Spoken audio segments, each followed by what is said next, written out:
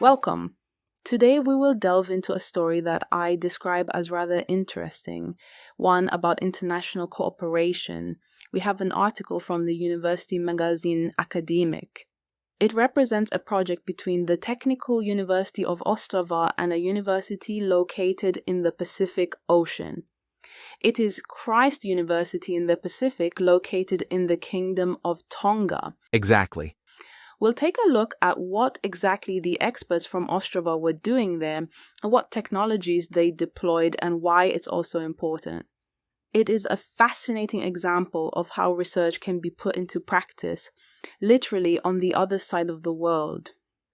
And who specifically from Ostrava was behind it? Who flew there? Specifically, it was a group of experts from the Department of Cybernetics and Biomedical Engineering at the Technical University of Ostrava. Let's discuss the system. What does it actually monitor in that university building? There are two types of sensors. Two of them are meteorological. They measure temperature, humidity, and air pressure quite frequently, every 5 minutes in fact.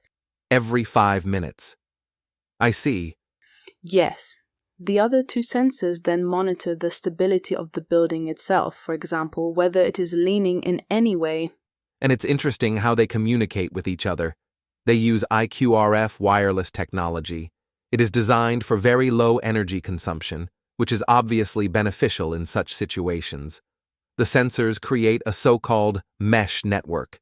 A mesh network enables devices to communicate with each other. If one node cannot reach the central point directly by radio, it sends the signal via a neighboring node. This increases the range and reliability. That makes sense. Low power consumption, wireless transmission. That means they didn't have to run cables throughout the building, right? Exactly, no new cables. And what about power in such a remote location? That's also cleverly solved. The system is essentially energy self-sufficient. Small photovoltaic panels supply the energy. They recharge the batteries during the day, and the system runs on those. So as long as the sun shines at least occasionally, the system works. So solar power. I think it's the ideal solution for a place like Tonga. So the sensors collect data on the weather and the tilt of the building, send it wirelessly over the mesh network, and the whole system runs on solar power. But how does someone who needs to see the data get it? Does someone have to physically go there and download it? No, it's smarter than that. All the data from sensors is sent to a single central point. It's a small computer that acts as a network coordinator, a microcomputer running the necessary software and databases. The data is processed and stored. And can you connect to it? Exactly. And now the important part for the actual display of the data. The open-source tool Grafana is used for visualization. It can display the current status, historical trends, and simply everything in a clear overview, and it's all accessible via the internet. So anyone with authorization can check the current weather and if the building is stable from anywhere in the world. That sounds very practical. The local university is very grateful for this system.